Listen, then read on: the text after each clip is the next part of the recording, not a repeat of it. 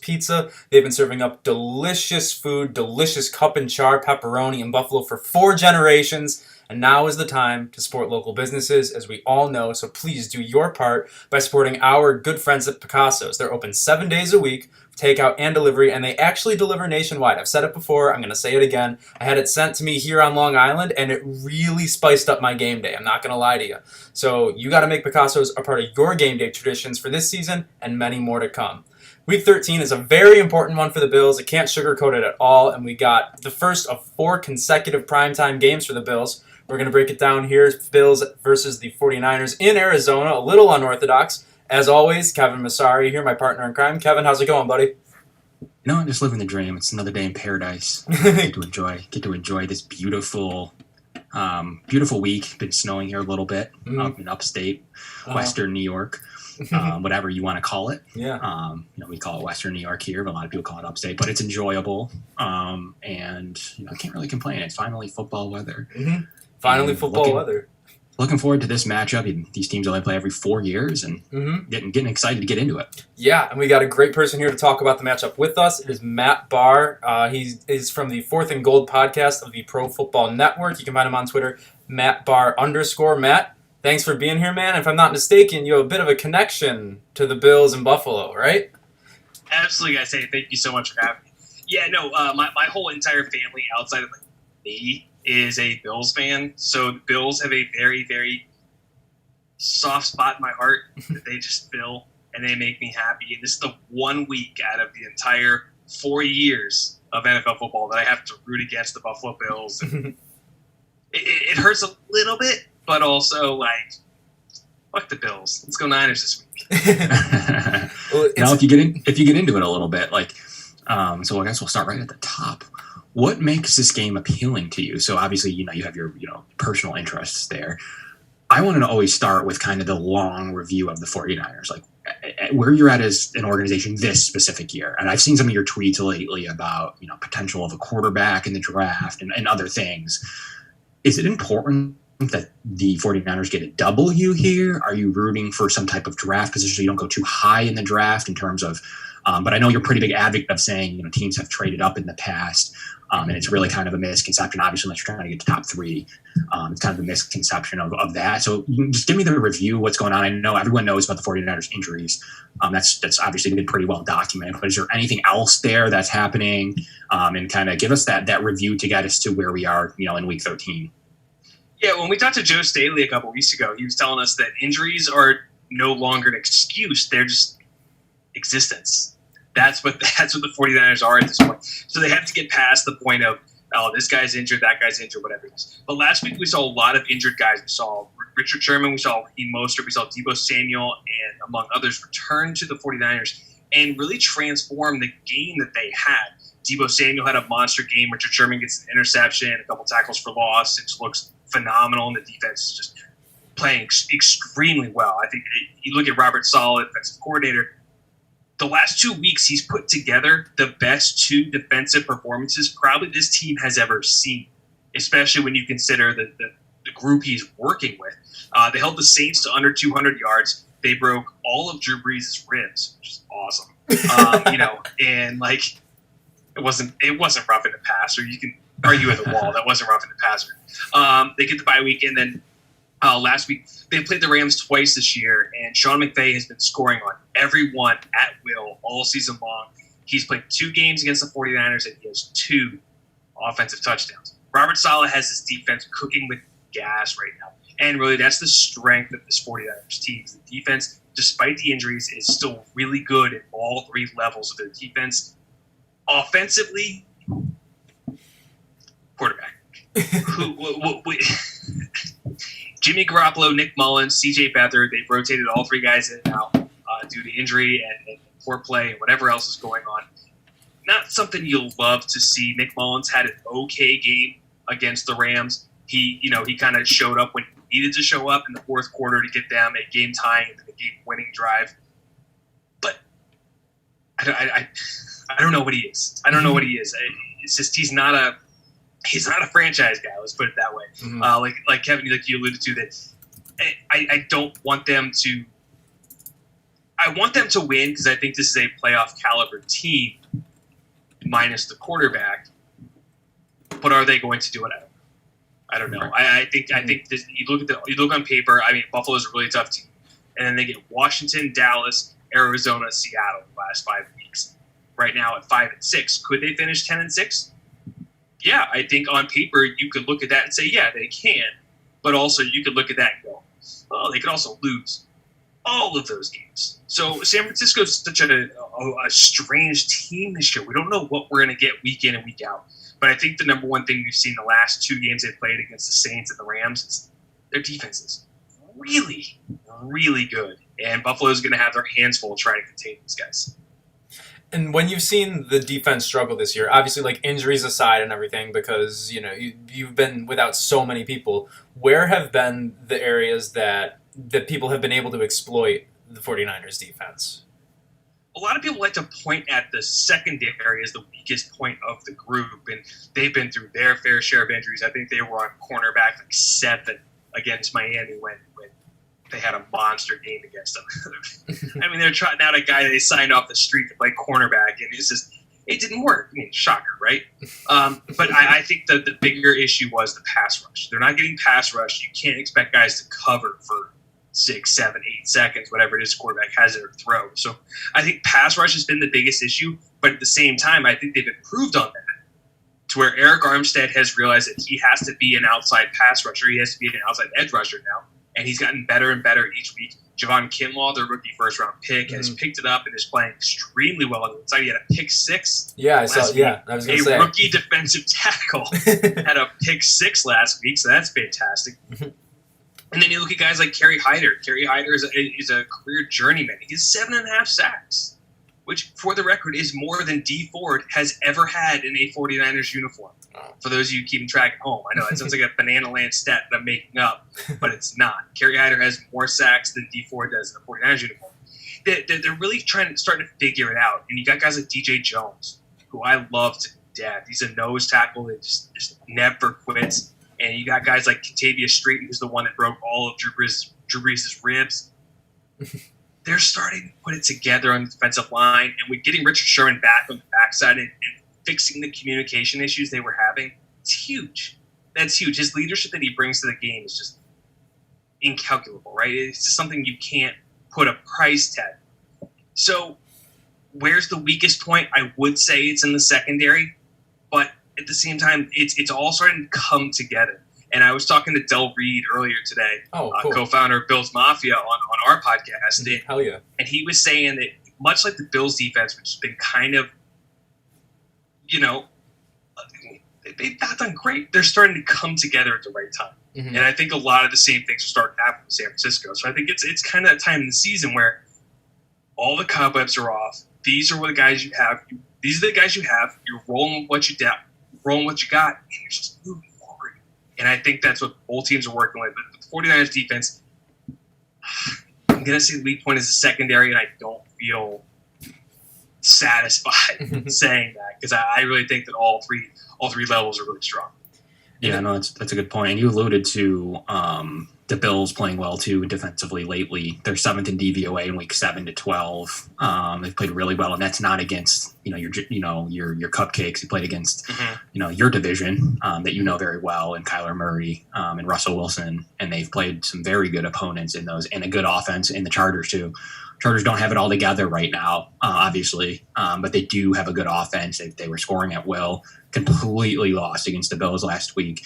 The Bills actually struggled on offense, if anywhere, but they put it together defensively and just really had no room for operating there. So the Bills' defense is getting healthy. I think they're full strength this week for the first time that we've actually seen them this season. Yeah. So that's going to be a really interesting battle to watch, a full-strength Bills defense, one that's gelling with new defensive line pieces, one that's gelling with their cornerbacks that are finally going to play, and one with an amazingly strong linebacking core, which was easily their weakest link in the first 4 games. You had A.J. Klein missing assignments. You had Tremaine Edmonds hurt and not playing well. You had Matt Milano with a torn pec pretty much.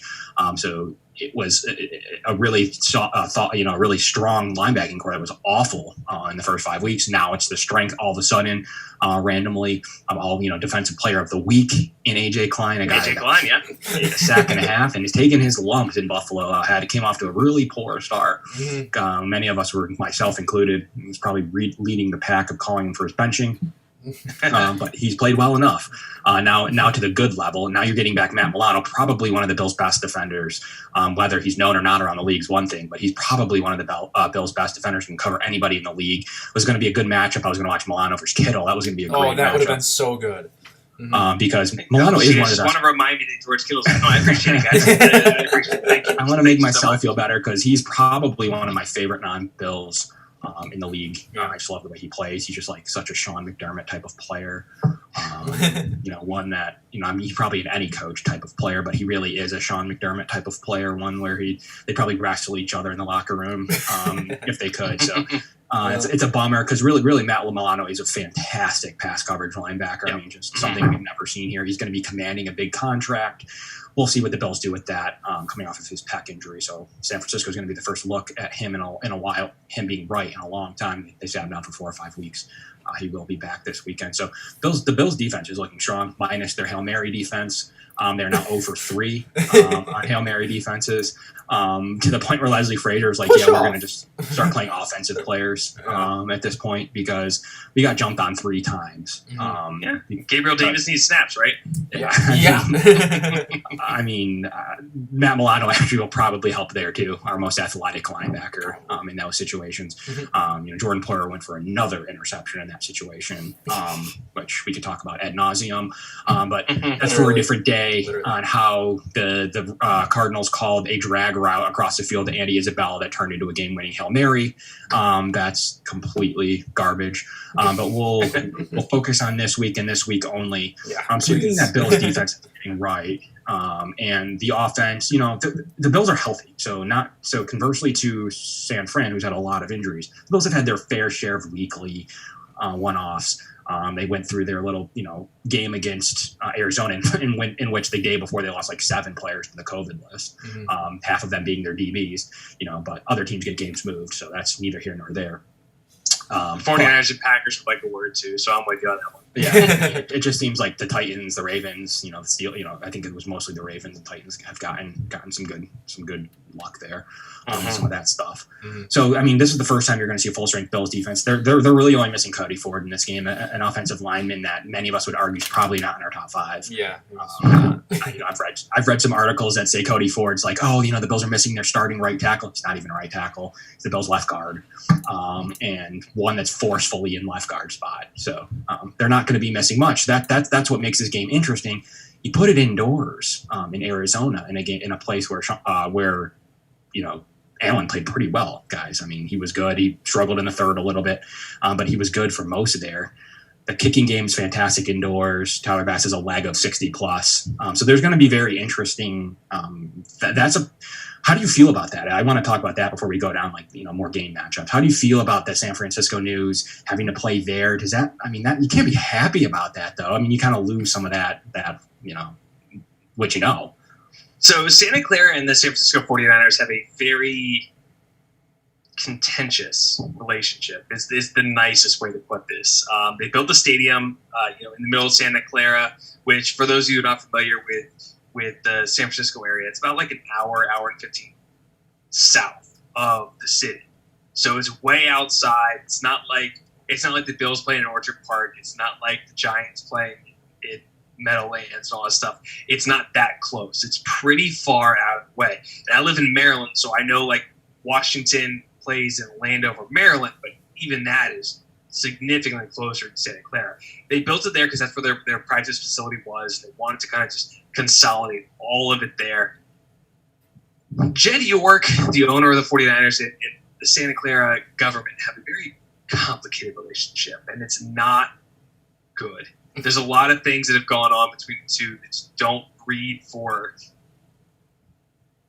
good communication, is the best way to put it. And so the 49ers found out they weren't going to be able to come back when they were boarding the plane to go to LA on Saturday. And it felt very much like the government of Santa Clara County decided to give them a middle finger and just kind of throw it at them and tell them to fuck off. Like that's legitimately what it felt like. And you heard Kyle Shanahan in the post game press conference, and my guy Jason Aponte over at LSI Niners said it best. Kyle Shanahan was more mad in the press conference after the game at Santa Clara's government than he was after a loss. They basically told these guys they're not allowed to come home in December, right before the holidays, all this stuff. They're not going to be able to play home games. They're going to be forced to do whatever they can.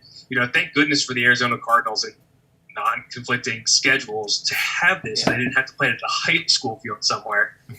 So my hat's off to Arizona for allowing the 49ers to do this. But at the same time, Santa Clara's just man, just cut your losses and get out of there, Jed. Get out of Santa Clara County, go back to wherever, and just go play somewhere else because you're never going to be able to get it together in this county. And this is just, like I said, it's a giant middle finger from the county to the team. And they knew exactly what they were doing with the time.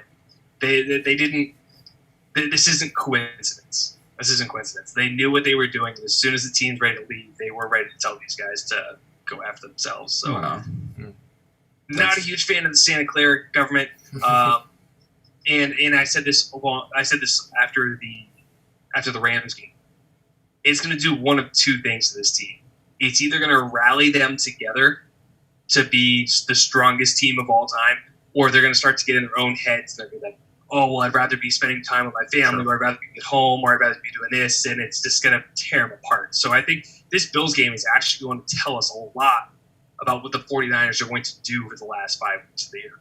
Is it just 2 games here? How many can they not play there the rest of the season? It's actually 3 games there straight, but the third one is against Arizona. Oh. So they're playing 3 games straight in Arizona. The third one is scheduled to be at Arizona, and they go at Seattle for the last game of the season. So really, they're not going to see their home stadium, their home locker room, their houses, their family, all this stuff for 6 weeks, which is a big deal. I mean, I was in the military. I spent 6 months. I've missed Christmas, Thanksgiving, all that stuff. I've missed all of it. But when you play in the NFL, you don't sign up for that necessarily. Right. Mm-hmm. You know what I mean? You don't say, all right, cool, I know I'm gonna be sent away for 6 months. You kind of understand you're gonna get a chance to go home and do this stuff. So for these guys to just be told at the last second that, hey, guess what? The next 6 weeks, fuck off. You're not going home. It's not a great look on the Santa Clara government, and it's just very indicative of the NFL this year, where every team is playing by is seemingly different rules. Different rules across. Yeah, I mean, it's a cool talking point because I'm interested now. You're right. I didn't actually see it could go one of 2 ways. So that's a really good point that I'm really interested to see if they're just I don't care anymore. We did what we did. We're going to get our draft pick. This is done. I want to go home. Let's just get in, get out. You kind of saw a little bit of that in the MLB with the bubble. You saw some teams just I don't care. We're not going to beat the Dodgers or, even the Yankees too. I'm a big Yankees fan. And even to an extent, even the Yankees, very nationally recognized, whatever. They're just whatever, I don't know. So we had that mentality. So this is interesting. Or if it goes the other way to where the Titans, I call it the Titans way, to where the NFL moved the Titans schedule for their 30 COVID cases. And they were the ones that were getting the short end of the stick. That the world was against the Titans, and they got their healthy players back, A.J. Brown right before the game, etc. They were the ones that were against the league, not the other way where the teams that, the Bills had no idea if they were playing the Chiefs or the Titans. They had no idea. They played on a Tuesday night, all these things in Nashville. So all these things, it was the Titans that, were at bay. But this case is a little bit different to where the 49ers did nothing wrong. Right. Yeah. They were on a plane essentially, and they're you're not playing here anymore. So that's weird. I don't know how they're gonna take that. And you're right. I mean, that's a really good thing to see. What happens with that? That's definitely a good talking point for after the game, and probably for your podcast. I'm assuming that what happens in this game, we're obviously going to forget about it. But on your case, whatever happens in this game is a big talking point for you against your county, probably for the rest of the year into the draft and stuff. Yeah, absolutely. And we think that me and Javi talked about it a whole bunch. We talked about it that we think that winning against the Rams set the attitude. If they'd gone in and they laid an egg against the Rams after finding out they weren't going home, sign still deliver this season, they're done. But because they go in there and they play the game they played against Los Angeles on their home turf, the first time playing in SoFi Stadium, and the fourth consecutive win the 49ers have against the Los Angeles Rams, huge mentality boost. And I think that is going to be the driving force for the rest of the season. So I was completely out on this team like 3 weeks ago. But fuck it. Let's pick 5th overall. I don't care. Tank, baby. Tank. Let's go. We're all out. And then they keep playing these games, and they play so hard, and they play well enough to win. I mean, outside of a couple special teams flubs in New Orleans, they should have beaten the New Orleans Saints. They should have beaten New Orleans Saints on the road. There's no question about it. But they muffed a pair of punts that turned into 15-yard fields for the Saints. And what are you going to do at that point? So really, I think this mentality of this team has completely flipped my mindset. And now I'm in playoff mode, which I have no business being in playoff mode at 5 and 6. But thank God for the 7th wild card. I was going to say, yeah, you're right there. It's like the 1 year where I'm like 5 and 6. Okay, here we go. We're cooking with gas, boys. But I really think they're going to take this energy, and I think they're going to move it forward. And it all starts with this Buffalo game. Yeah. Bless you, by the way, Kevin. Thank you very much. I appreciate that. Yeah, I mean, it's this place the Bills prior to 2017, a place the Bills have always been in. Being 5 and 6 at this point is something we know very well. We're permutating solutions, and we didn't have the 7th spot at that time. But in the NFC, you look at it. I mean, you got the Bears right there, the Vikings, and the Cardinals. I mean, that's all in your range. To obviously, as you go above that, it gets a little bit tougher. To take down the Buccaneers or whoever. But the 7th spot's really right there. And then, obviously the 5th and 6th spot is the Rams that you beat twice. So you have a path there to that position. So I can see how, unlike the Chargers who are playing good and, they had good offense, kind of a little reverse 49er situation, and they're buzzing. They have a bad coach. They have a bunch of situations, but they're not really playing for anything at the end of the day. I mean, they're really not. Them getting a better draft pick absolutely helps that team. But you just want Herbert to develop. But this is a little bit different. There is a path, especially in the AFC, you can be probably 8-7 wins right now to even really sniff a chance. But there, you're in really good shape, and that's what leads to this game being so important. And let's talk about the offense a little bit of the 49ers. Kind of talk about the defense, a good heap. Tell me about the offense. We know about the quarterback. Everyone probably knows about the quarterback. Nick Mullins is a household name. We all know all about Nick Mullins. Nick Mullins is a guy we all wished rostered on our teams. But I mean, I always thought Mullins was a good QB2. I'd love to have him. Josh Allen went down. I would like to have a guy like that come in, like Ryan Fitzpatrick mold. We don't have that. I'm a nervous wreck if he gets his ribs hurt in this game. We're trotting in Matt Barkley, a guy that played 1 snap last week and got sacked. So it's nothing we're looking forward to. But talk to me about the offense. I mean, I saw Debo pulled up on the hamstring on the injury report. I know you said there was a conservative report there. You worried about his playing status, and your running backs are getting healthy. And like I think I've told you offline, maybe that if the key to this game is going to be them running the ball. Like it's. The Bills are really good against yak receivers. That's where their strength is. They're bad against big, physical A.J. Browns. They just don't cover that particularly well. I like to call it the Preston Williamses of the world. Bad player the whole year, but he plays the Bills and goes for 300 yards.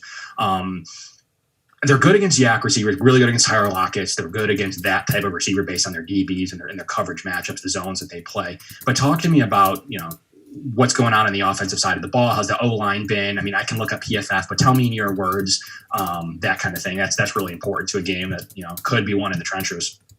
Well, let's start with the O-line. Trent Williams, they traded for in the offseason. Trent Williams came from the Washington football team, formerly known as the Washington Racial Slurs. They trade for him. He doesn't play for 2 years, and they get this guy, and he is every bit as good as advertised. Joe Staley, like one of my number one guys, retires this offseason because his body can't do it anymore. And like I said, when we talked to him, he's just like, I couldn't do it. And I understand where he's coming from. Just week in and week out, it's not something he can handle.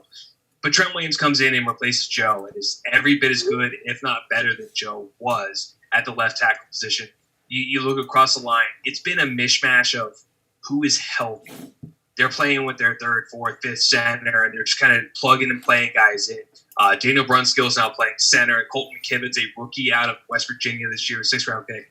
He's playing right guard, even though he played tackle in college. It's a mishmash. It's just par for the course at this point for the 49ers. Right tackle Mike McGlinchey, 9th overall pick a couple years ago. Man, is he had a bad season. He has looked just not great. Me and Javi always talk about it. There's one highlight a week where McGlinchey is staring back at the quarterback as he's getting sacked. It's that one position you don't want to see the offensive lineman in, where he's just looking at the quarterback like, shit. And that there's one play a game where Mike McGlinchey does that. So the offensive line has not been great, but the offense is always going to be predicated on the run. Right. Kyle Shanahan loves to run the football to set everything else up. Yeah. Raheem Mostert returned last week, and he had an okay game. The Rams loaded up the box. They loaded up the box. They had 8, 9 guys in the box almost on every single play because they were daring Nick Mullins to throw the ball. And Kyle Shanahan kept trying to get the running game going. And I think this is where George Kittle has missed the most. George Kittle is the best blocking tight end in football. Full stop, period, end of sentence. That's it.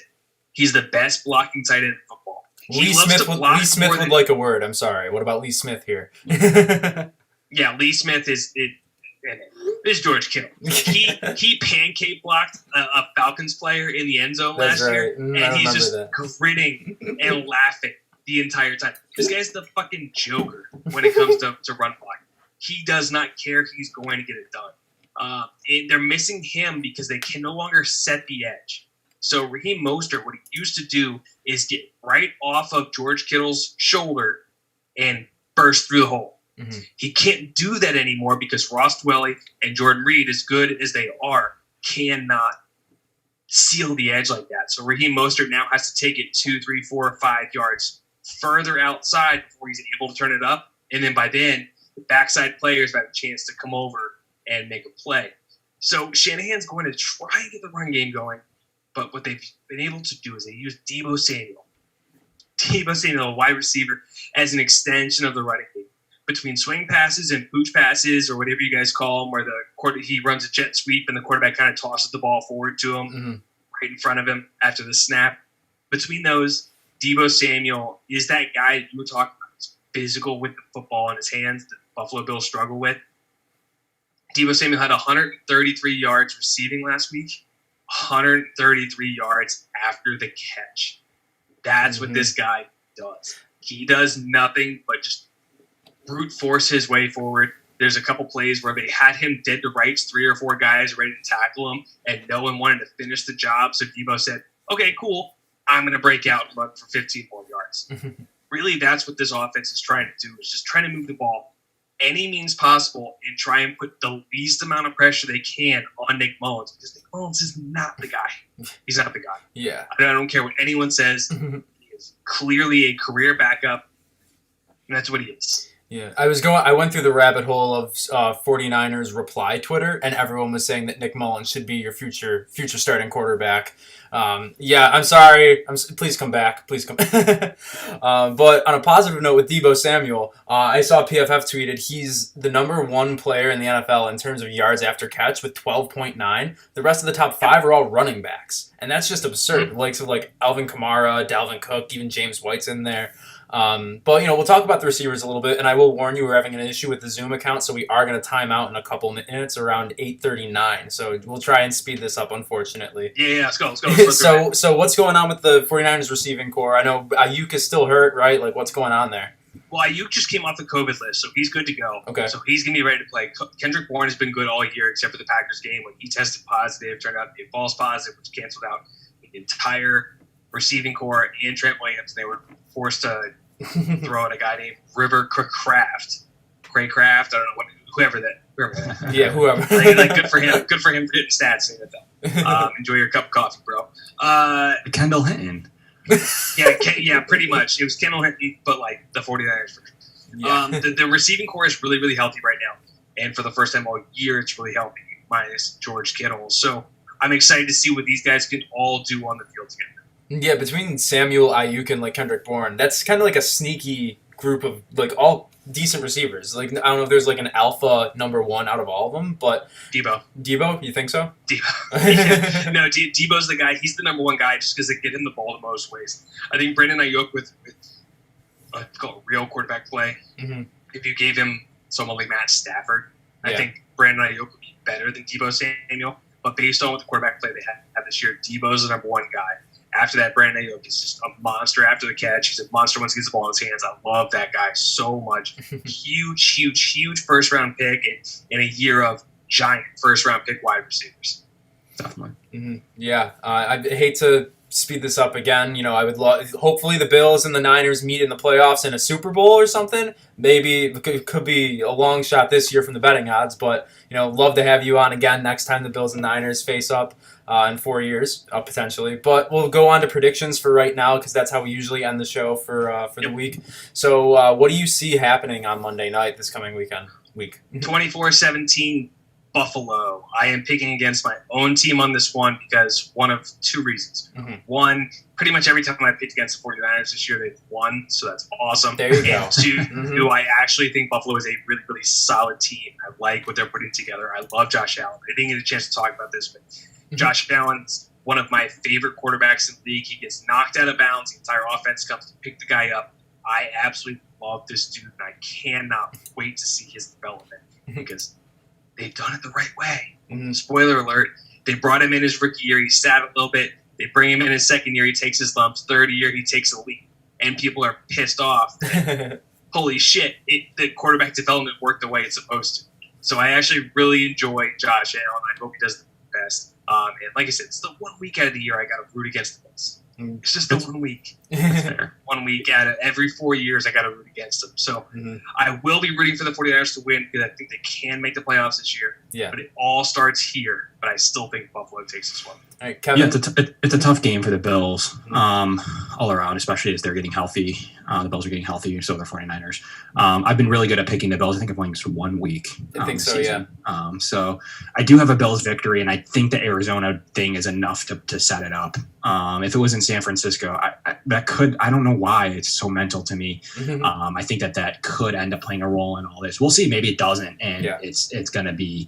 But I do have a really good football game, an underratedly good Monday Night Football game, and I have the Bills winning 27-24. But it's going to be a good game. Josh Allen's very good in the fourth quarter. He's very good in game-winning situations. One of the best in the league that people wouldn't know about unless you check his stats. Team struggles in the third. I think San Francisco make the adjustments coming out of halftime to take a lead in this game. But I think that Josh Allen will get it done late. That's my prediction. Though if they come out gangbusters and that the league's against them, then Titans mentality, that's 3-point swings the other way.